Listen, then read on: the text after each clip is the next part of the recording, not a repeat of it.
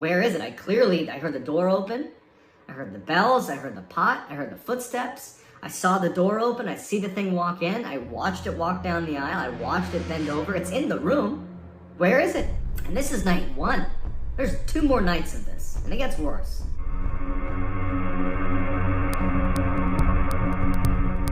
When I was 16 years old, I was an avid snowboarder. Starting from the time I was like 12 years old, I used to always go snowboarding with the same 2 guys, my 2 very close friends, Wolf and Nick. Every winter, me, Nick, and Wolf would go up to Nick's family's cabin that was up in the White Mountains in New Hampshire. Just snowboard, and it was great. Every time we went up to this cabin in New Hampshire, it would be me, Wolf, Nick, and then Nick's mom and dad.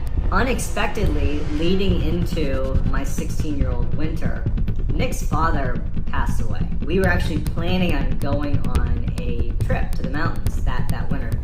And I remember speaking to Wolf and being like, I don't know if it's even appropriate to ask about this trip, because we knew that Nick was very close to his father, and not to mention, like, every time we went on this particular, trip up to the mountains, Nick's dad was always with us, and it just seemed like, how can we possibly now go on this snowboarding trip? Not only is it a low priority item, but just the dynamic is all different now. Nick called us and was like, hey, so we are still going to do the snowboarding trip to the cabin in New Hampshire. And so, Wolf and I, we spoke and we're like, let's just go with it. I mean, maybe they want to do something that is maybe is a fond memory of their father, their husband, and so we agreed to go. So he passes away maybe a few months before we end up going up to the mountains.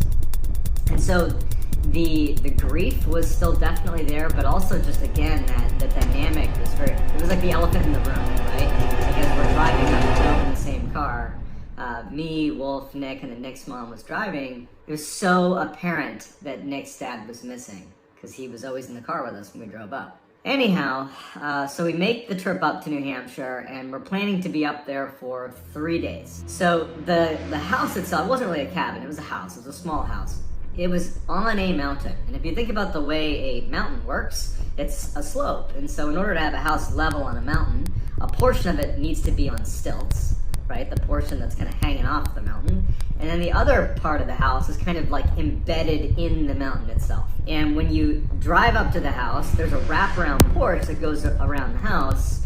The majority of it is on the stilted section of the house, right? So if you're on the wraparound porch, your footsteps are gonna echo. Like, you can hear those footsteps because you're above the ground. When you step into the house, you open a door. It actually opens inwardly. There were sleigh bells that were on the door, on the inside of the door. So anytime you open the door, you hear those sleigh bells ringing. And as soon as you step foot into the house, if you took one step into the house, right, so you step on the wraparound porch, you open the door, sleigh bells ring. When you step into the house, your right foot would be in the kitchen. You'd be standing on linoleum. And your left foot would be on shag carpet, which is like the dining room. And that's the way the house is laid out. As soon as you walk in, kitchen on your right, dining room on your left, and if you keep walking, you're going to enter into this living room. And if you turned around in the living room and looked up, you would see a lofted second floor. If you walk into the house, again, your right foot's in the kitchen, your left foot's in the dining room, and you walked as if you were going into that living space, but stopped about halfway across the house, you could look to your right, and there'd be one hallway. There's only one hallway. It's a small house. And this hallway is bringing you, call it, into the mountain. If you think about, again, the layout of the house, you have a portion of the house that's sitting in the mountain and a portion of the house that's on stilts. Well, this hallway leads into the section of the house that's in the mountain.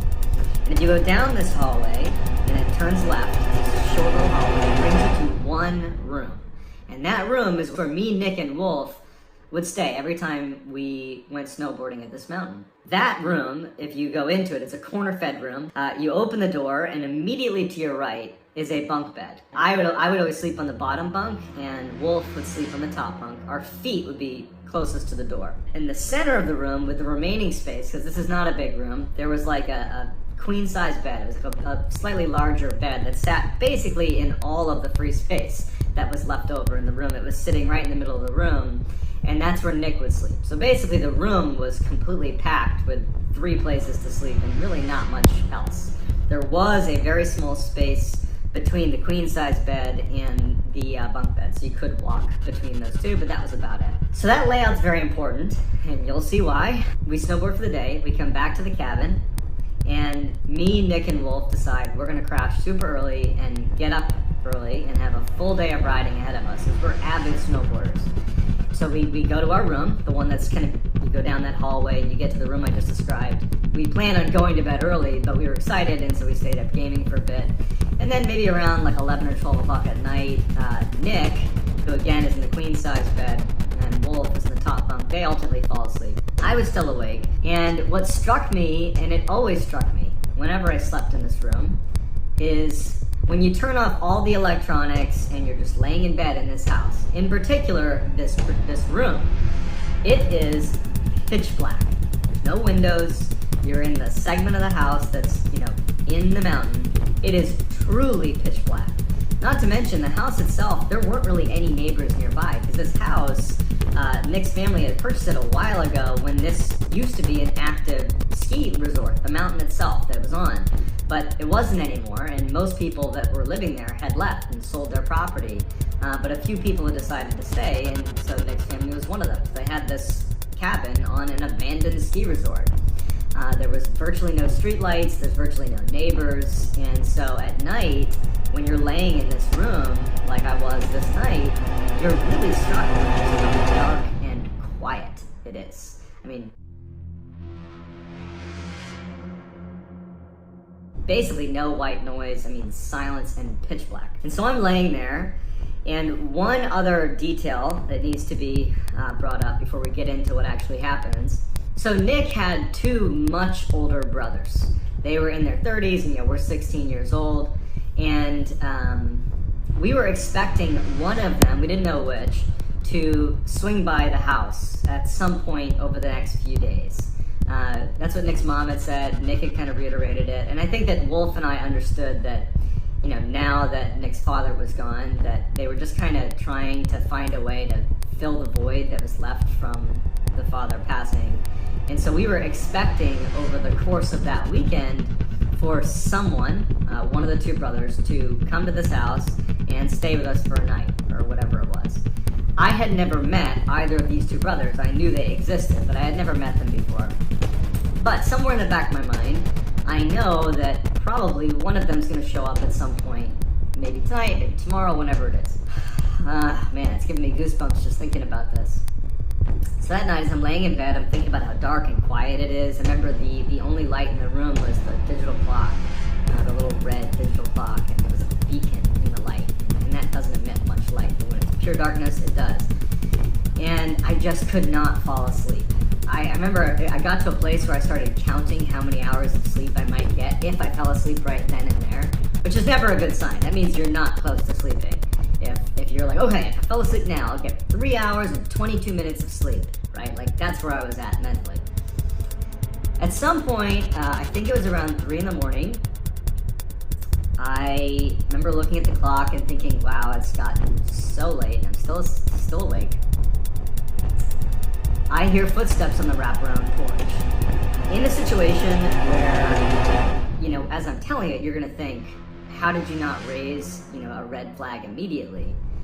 In real time, in real life, your brain goes to great measures to convince you that everything is okay.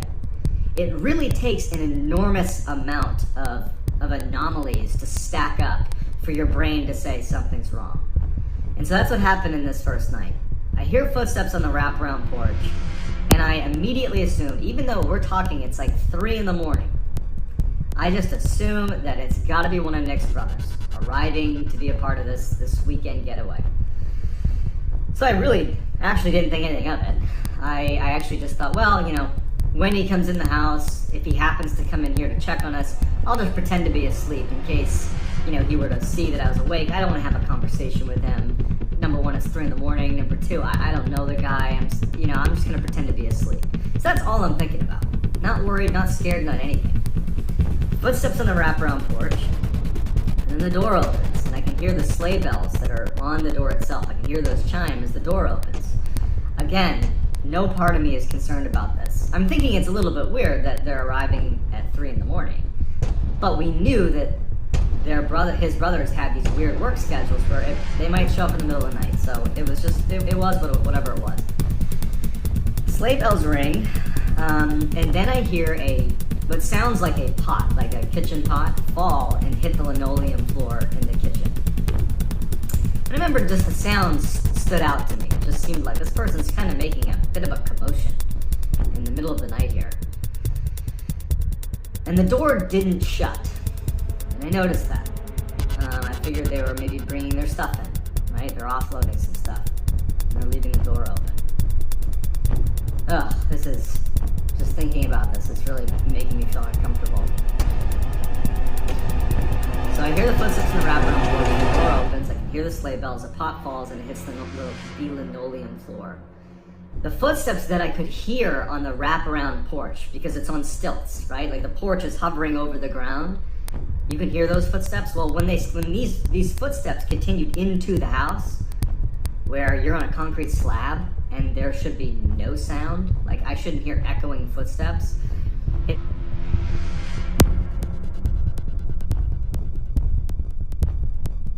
It sounded like it was on the wraparound porch still, but the noise was getting closer to me. So it was like the footsteps sounded totally natural out on the wraparound porch, but once they were in the house, it didn't really make any sense that I could hear them as if the footsteps were standing on something that was suspended off the ground. But it wasn't. You're in the house on a concrete slab. So I hear these footsteps. The door hasn't shut. The front door is wide open. We're in the middle of winter here. We're in the middle of nowhere, too. And I'm thinking about that, but I'm still thinking it's got to be Nick's brother, one of Nick's brothers. The footsteps continue through the house, and they stop about halfway through the house. If you open that door and walk halfway through the house. And then the footsteps began to walk down the hallway towards our room. Come down the hall. And they get right outside the door, which is shut. The door to our room is shut.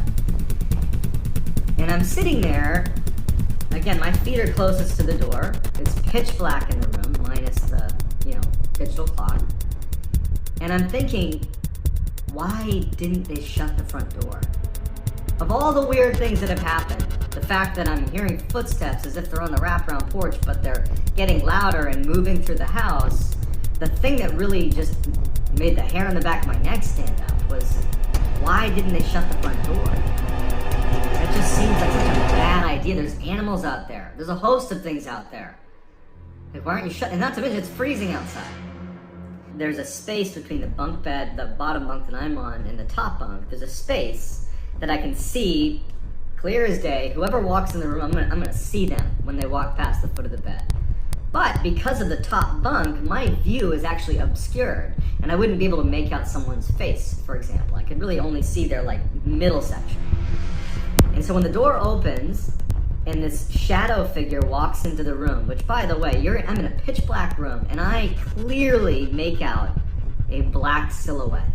This thing walks into the room, and it's obscured, so I wouldn't have been able to see its head or upper body anyways, but its hips are so high that I can't even really see those. Those are at the level that I would expect someone's upper body or head to be at. Meaning, this figure that's walked in, its legs are extremely long. And so if it was proportionally the size of a human, you're talking about maybe a 10-foot tall person, or in a space that is not a 10-foot high ceiling.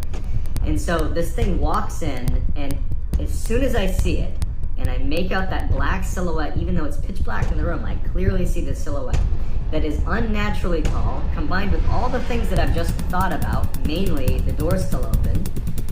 They'd made kind of a commotion. I can hear these weird footsteps. I instantly was frozen with terror. Frozen. Petrified. One, I'm like, it's not Nick's brother. And even if we're not talking about paranormal here, this is such a bad situation. Even if that's just some dude who's come into the house, That's a really bad situation. So no matter what, this is a really bad situation, but what I'm looking at doesn't make sense.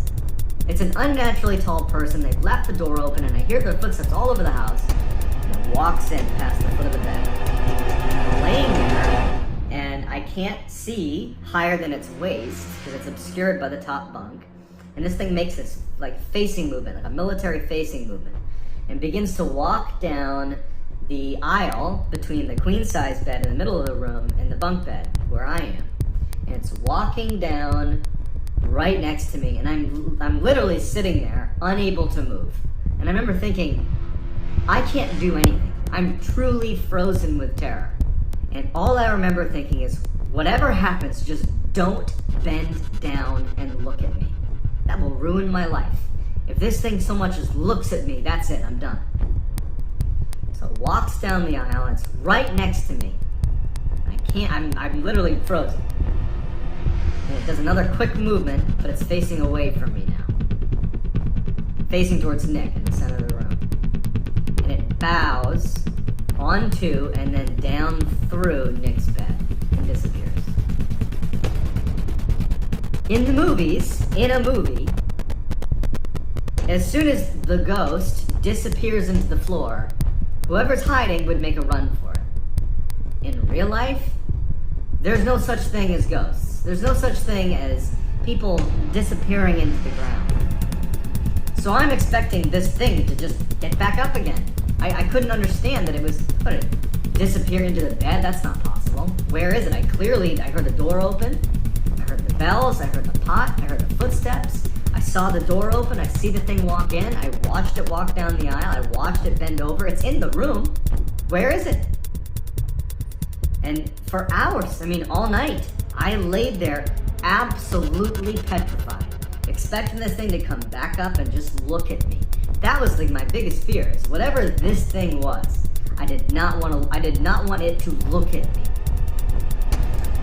So that was the worst. I'm laying there, frozen. I can only move my eyes all night. Finally, I hear Nick's mom out in the living room making coffee. This was probably like 5, 6 in the morning. And it was like the first time that I'm like, okay, I'm safe now. Even if it's in the room, I'm safe to just go, because I can hear someone out there. And I can hear her speaking. I knew it was her. And so I go right out there. And now, you gotta understand that even though this was a horrible situation that I still can't really explain, I know that she has just lost her husband. And so the idea of approaching this subject, which effectively is going to turn into ghosts, right? I've never had a paranormal experience before this. I've never had a paranormal experience since, right? Like, I'm more or less a skeptic, and I'm going to go out there and I'm going to start talking about ghosts to the woman who's recently bereaved. It just felt really inappropriate. And so I was really struggling with how I wanted to communicate what happened. And so I went to the table, she got me a cup of coffee, and we know each other well, she knows me well, and she definitely picked up that something was wrong, but didn't really ask anything yet. She was just kind of puzzling, like kind of sizing me up a little bit. And the only thing I could think to do was to just ask, hey, did either of your 2 sons, Nick's older 2 brothers, did they stop by at any point last night? Did they stop by? She's like, no. And I'm sitting there like, okay. And I'm just like, I must have had a reaction that was obvious to her. And she just goes, I heard my husband here last night too. And, that made it a lot worse. Because on the one hand, you have a situation where she is confirming something that part of me hopes is a bad dream. Number 2, she's now saying it's her husband. And so I intuitively assumed that she has somehow figured out what I'm stressed about, that probably isn't real. And because she's grieving, she's created a story where her husband is now in the house, looking over us. I really believed that she didn't hear anything, that she just somehow understood that I had this weird feeling, and she'd turned it into oh, my husband's in the house. And I just couldn't ask any more questions at that point. I felt like I had set her up for this awkward exchange. I felt really bad that like that was the discussion we were having. I also thought like if that's true, I don't want to have this conversation. Like I really was just dumbfounded on what to do in this situation. And this is night 1. There's 2 more nights of this, and it gets worse. So Nick and Wolf eventually come out of the bedroom and they come to the dining room, and the same way I felt reserved talking to Nick's mom about what happened, I had the same feelings about Nick because it was his father, and I also just felt like that would be inappropriate. But Wolf, he's not a family member and he's my buddy, and I kind of pulled him aside and I kind of told him what was going on as best as I could. I kept it like kind of generic. I was like, yeah, I could have sworn I heard someone in the house last night. Like I could have sworn. And he's like, yeah, you probably dreamed. Like that's what this is. And I was like, no, like, I wasn't, but I can't make sense of it. And I was like, can you just do me a favor? And at this point, Nick actually overheard the conversation, and I very much kind of cut ties with what I was talking about. I was like, yeah, I just thought I heard something last night. It's just me freaking myself out. And I was like, can you guys tonight, when we get back from snowboarding, can I fall asleep ahead of you? That way, I'm asleep, you guys can just fall asleep after I do, and then I'll sleep through the night. And they're like, all right, yeah, whatever. All right. My big plan is I'm just going to go to bed really, really early. Because I didn't sleep the night before, so I'm thinking, oh, I'll fall asleep right away. So we go out, we snowboard for the day, my mind is off of what happened, and frankly, I'm starting to convince myself that had to have been, sleep paralysis, even though I'd never had that before. I was Googling some stuff, maybe sleep paralysis, maybe it was just a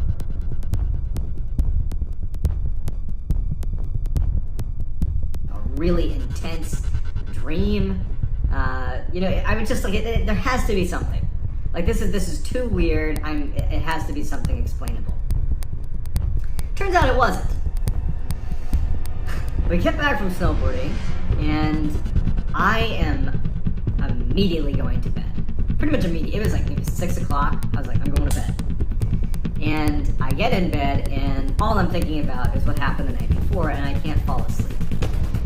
Eventually, Nick and Wolf, they come in the room, and they're trying their best to stay awake so that I can fall asleep, but it's getting later and later, and I can't fall asleep. And now I'm back to that, like, okay, if I fall asleep now, I get 6 hours of sleep. And they finally just said, hey man, I'm tired, I'm going to bed. So they both fall asleep, and I'm awake. And I was so upset with myself.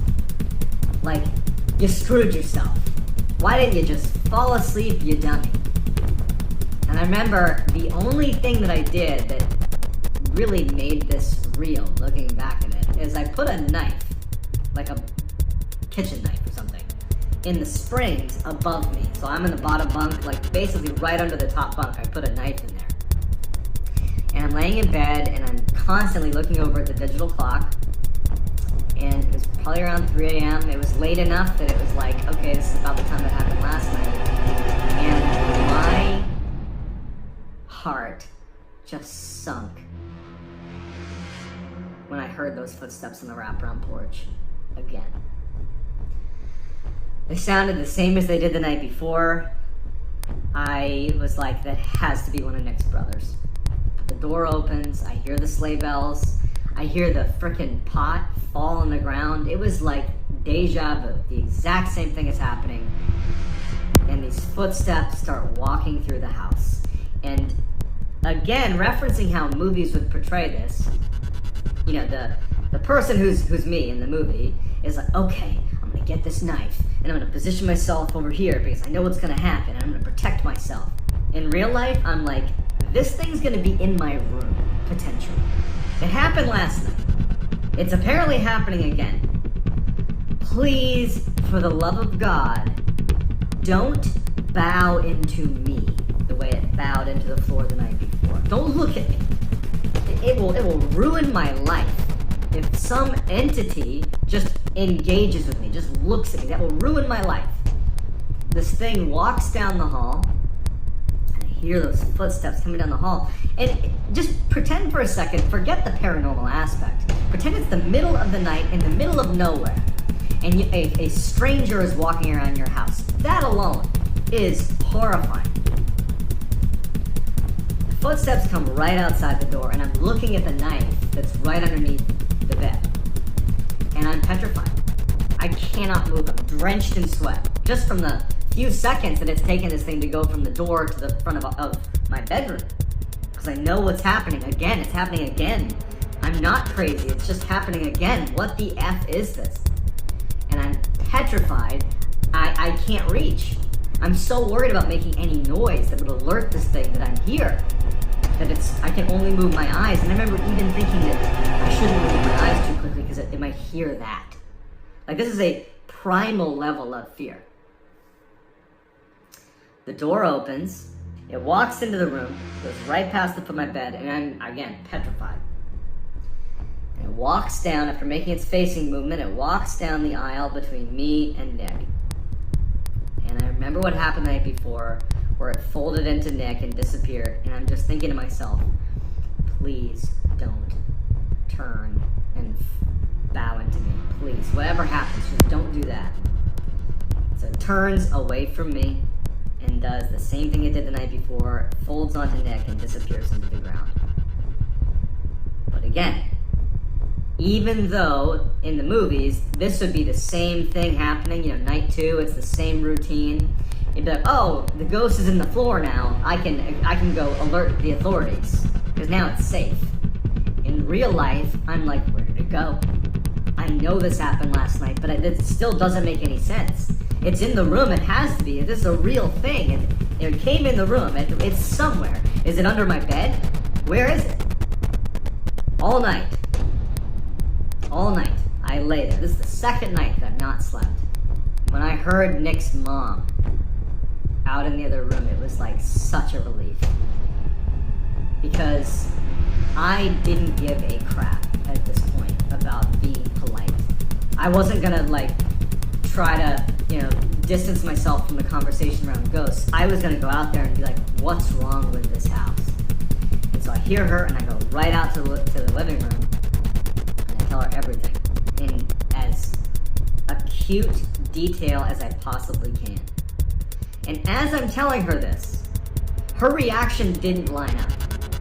Her reaction was not surprise, terror, confusion. It was empathy. She felt bad for me. It was sympathy. You don't understand. I'm listening, but you just don't understand what's happening.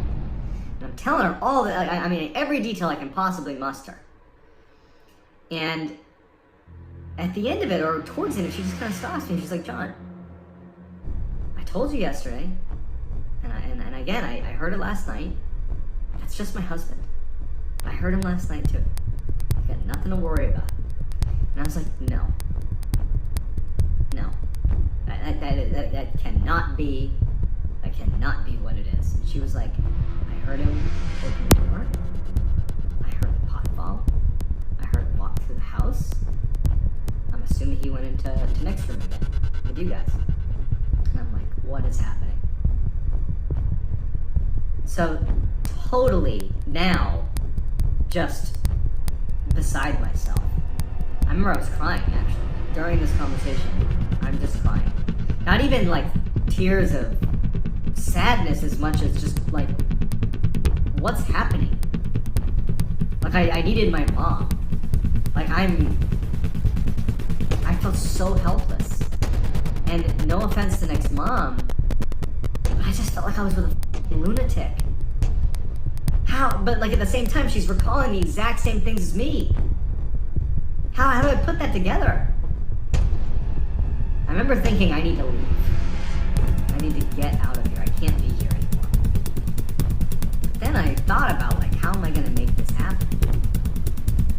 Nick's mom and Wolf and Nick, they're not leaving today. And it was pretty clear that Nick's mom liked the fact that she, heard her husband walking around the cabin. She's not trying to leave. There's one more night that we're here, and I would have to tell my parents to drive, my mom or my dad, to drive to New Hampshire and come get me because I'm seeing ghosts. This was a trip that I loved. I looked forward to this trip every year. It wouldn't have made any sense, and they would have been like, what's wrong with you? And I honestly was not prepared to have those conversations with my dad. I was not prepared to be like, let me tell you about the ghost I saw over the past 2 days. And so I was just kind of resigned and decided to stay.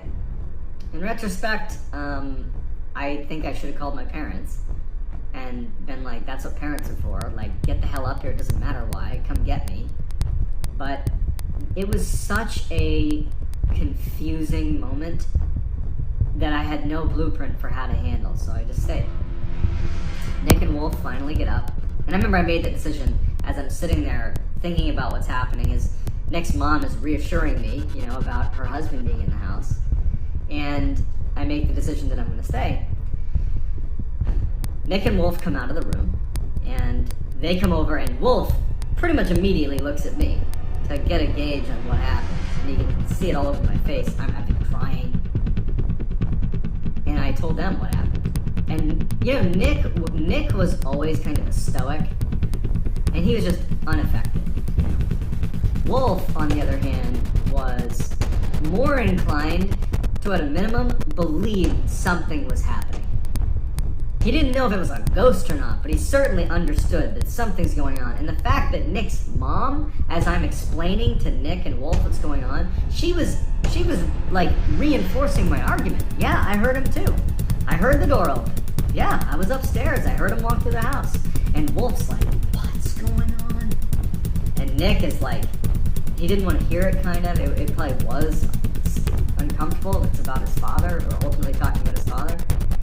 Before we went out snowboarding for the day, because Nick's mom would drive us and drop us off, she brought us to a local store, and we bought a coffee table, because they've been looking to replace the one that was in their house. Basically, when you walk into the house, instead of turning down the hallway towards our room, if you just keep walking into the lofted area, at the foot of the stairs was a coffee table where they kept a landline phone, because in the middle of nowhere, and they had some way to call, and they put it right at the foot of the stairs in this little coffee table. But it had broken, or it was old, or whatever. I know they wanted a new one for a long time. We went out and got it. Me, Nick, and Wolf, we go, we snowboard, we come back, we help offload the coffee table into the house, we put it at the foot of the stairs, and that night we go to bed. I was ruthless in trying to keep Wolf and Nick awake. I mean, I wasn't even trying to make jokes out of it. I was like straight up kicking the bunk, like kicking Wolf's bunk, like literally shaking Nick. I was doing everything in my power to keep them awake because I couldn't sleep. I'm terrified. It was like the opposite of how excited you get before Christmas and you can't sleep. It was like the opposite of those feelings, but you still can't sleep. It was like, this is the worst night of my life. And also, the nail in the coffin, if you will, is during the day, that day, we found out that neither of Nick's two brothers were going to be making the trip. They weren't going to make it. So no one's going to be at the house. No one should be at the house except for us. And so that night I'm laying there, and after all my attempts to keep Nick and Wolf awake, they fall asleep. Everyone's asleep. The house is pitch black. It's silent. And around 2, 3 in the morning, I'm getting goosebumps just thinking about it. I hear those footsteps on the wraparound porch. The door opens and I hear the sleigh bells ringing on the door. Pot falls on the ground. Footsteps walk into the house. And this is the 3rd time that this has happened. So in a way, this was the first time that I was expecting something to happen. For it to walk down the hall, come in the room, to come next to me, fold into Nick, and then that's it. This was the first time I had a little bit of, call it security, that something was going to happen. I understood what was going to happen. I didn't understand it, but I expected something to happen. But this was not the case this night.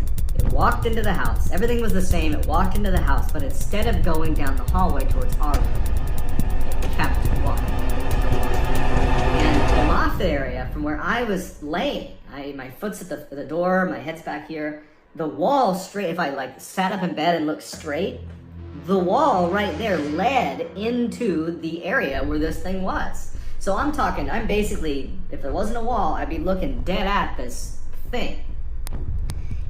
And I'm waiting for it to walk through the wall. As crazy as that sounds, I'm just anticipating something coming through the wall. After a long pause of it being in that lofted area, I hear hear it go up the steps. Listening to the creak of the steps as it goes up the steps, it makes my skin crawl. It's making me like emotional thinking about how terrifying that was. Walks up the stairs, and now it's above me. And if the past 2 nights are any example, this thing has sunk into the ground 2 nights in a row and disappeared. And so now my fear is it's going to literally come through the ceiling, through the bunk, onto me. The sound stopped when it was upstairs. Got upstairs, and that's where Nick's mom slept. She was upstairs. So I laid in bed, petrified once again. I got my stupid knife sitting in the underside of the bed above me. And hours and hours waiting for my literal worst nightmare to come true as some entity comes through the ceiling and goes into me. Or even just if it was like onto Nick, if it came through the ceiling and out of my peripheries,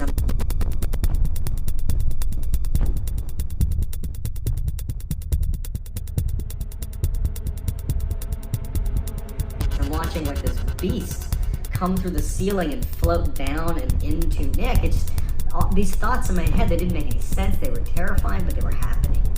I laid in bed and I couldn't fall asleep. I was now coming up on 3 days. At some point that night, I did fall asleep, probably just out of sheer exhaustion. At some point in the morning, early morning, now probably like 5 in the morning, I wake up again and I can hear Nick's mom. It didn't sound like she was making coffee. It sounded like something was wrong. I couldn't place it, but it just sounded like she was acting emotional somehow. I couldn't tell if she was crying or not. But now it's like it's the morning, it's my last day, I'm leaving today, I'm up, I'm out. And as soon as I walk out of the hallway and I look to the left into the dining room where I expect to see Nick's mom, and she's not there. And she's actually over at the foot of the stairs in the lofted kind of living room area next to this new coffee table we had just put in. And she's standing over this coffee table at the foot of the stairs where the entity had been the night before, the one deviation from the other 2 nights. And she's crying. Come here. She points to the coffee table. She's down on her knees looking at the table. And now I can tell she's probably crying tears of joy. Because scratched into the coffee table were the words, "I love you." I was like, oh no. That ended my friendships with certainly Nick. Wolf to a lesser degree, but I stopped snowboarding. I didn't go back to that cabin, even though I know Wolf did next year. The theories about what happened, Nick's mom, it's possible she could have created a narrative, made it about her husband, and then she could have just as easily scratched that into the table. The "I love you," that could have been her. It's also possible that she had sleep paralysis and I had sleep paralysis, and somehow we synchronized and had the same vision and she scratched on the table. Or, to be honest, what I believe, that was a ghost. And that it interacted with the physical world. And it did walk around the house. It did carve "I love you" into that table. It's the only time in my entire life that anything happened like that. I don't have any other paranormal stories before or after. That's it. I hope you enjoyed that. I'm going to continue to do long versions of my ghost stories and scary.